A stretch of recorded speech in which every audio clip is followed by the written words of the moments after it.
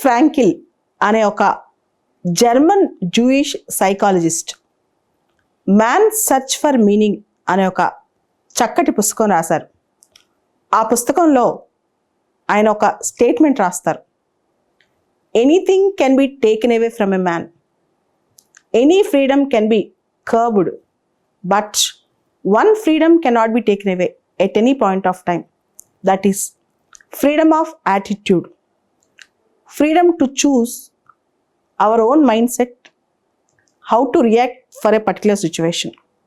అంటే మనిషి దగ్గర నుంచి ఏదైనా తీసేసుకోవచ్చు, మనిషి స్వేచ్ఛని పూర్తిగా హరించవచ్చు, మనిషి దగ్గర నుంచి అతనికి కావాల్సిన వాళ్ళు తీసుకెళ్ళిపోవచ్చు, అతనికి పూర్తిగా సంఖ్యలు విధించవచ్చు.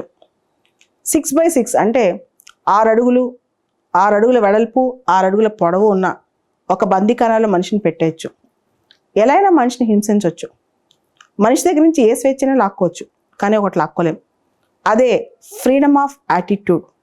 ఒక పరిస్థితి తనకు ఎదురైనప్పుడు ఆ మనిషి ఎంత స్ట్రాంగ్గా ఉంటాడు, తన మైండ్ సెట్ ఎలా ఉంచుకుంటాడు, దానికి ఎలా రెస్పాండ్ అవుతాడు, దానికి ఎలా రియాక్ట్ అవుతాడు అనే విషయం ఆ మనిషి దగ్గర నుంచి ఎవ్వరూ ఎట్టి పరిస్థితిలో లాక్కోలేరు.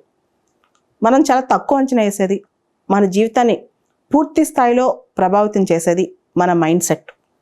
ఏ పరిస్థితుల్లో అయినా మనం మన మైండ్ని కంట్రోల్లో ఉంచుకుంటే మన జీవితాన్ని, ఈ ప్రపంచాన్ని కంట్రోల్లో పెట్టుకోగలం. అంత గొప్ప పవర్ ఉంది మన మైండ్ సెట్కి.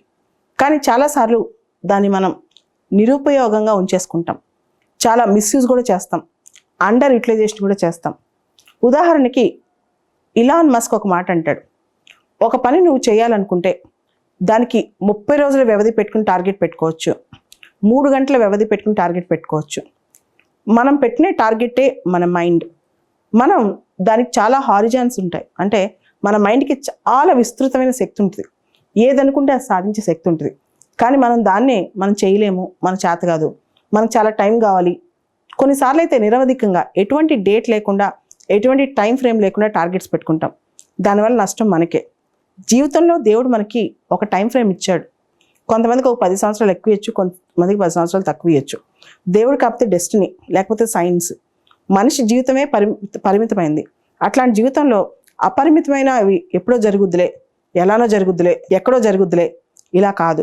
మన కోసం మనం ఎన్ని టార్గెట్స్ పెట్టుకున్నాం, మన మైండ్ని ఎలా కంట్రోల్లో పెట్టుకున్నాం, అసలు మన కోసం మనం జీవిస్తున్నామా, మనం చేసే పనులు మనకు ఎంతవరకు ఉపయోగపడుతున్నాయి, ఇవి ఆలోచించకుండా యువత చాలామంది కాలయాపన, వృధా ప్రయాస, దాంతోపాటు చాలా విషయాల్లో, అనవసరమైన విషయాల్లో చాలాసార్లు వాళ్ళు మానసికంగా కుంగిపోవడం కానీ, లేదా తమ అనుకున్న లక్ష్యాలు చేరుకోకపోవడం కానీ, దానికోసం పని చేయకపోవడం కానీ చేస్తుంటారు.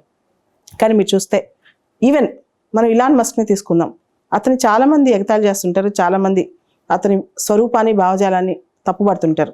కానీ అతనిలోనే ఒక గొప్పతనం ఉంది. అదేంటంటే తను ఏదనుకుంటే అది ఏదో ఒక రోజు చేసేస్తాడు. నేను చాలాసార్లు అతని గురించి గమనించాను. 27 years అప్పుడే అతను చాలా విషయాల గురించి మాట్లాడాడు. అతనికి 27 సంవత్సరాల వయసు అప్పుడే. అదే ఇలాన్ మస్క్ ట్విట్టర్ మీద అతనికి మక్కువ ఎక్కువ. మంచో చెడో, కష్టమో నష్టమో దాన్ని కొనేశాడు. అలానే ఇలాన్ మస్క్ ఇంటర్నెట్ అంటే ఆర్టిఫిషియల్ ఇంటెలిజెన్స్ ప్రపంచాన్ని ఏలబోతోంది, అలానే ఇంటర్నెట్ ఆఫ్ థింగ్స్ అని రాబోతున్నాయి, ఇవన్నీ ముందే చెప్పేశాడు. ఇవన్నీ కూడా ఇప్పుడు జరుగుతున్నాయి. ఇట్లా చాలా అంశాలు మనం చూస్తే ఎంత కఠినంగా మనతో మనం ఉంటే మనంత ఫాస్ట్గా వెళ్ళగలం. నాకు చిన్నప్పుడు ఒక పుస్తకం అనమాట, స్టీఫెన్ హాకింగ్ మీద చదివాను.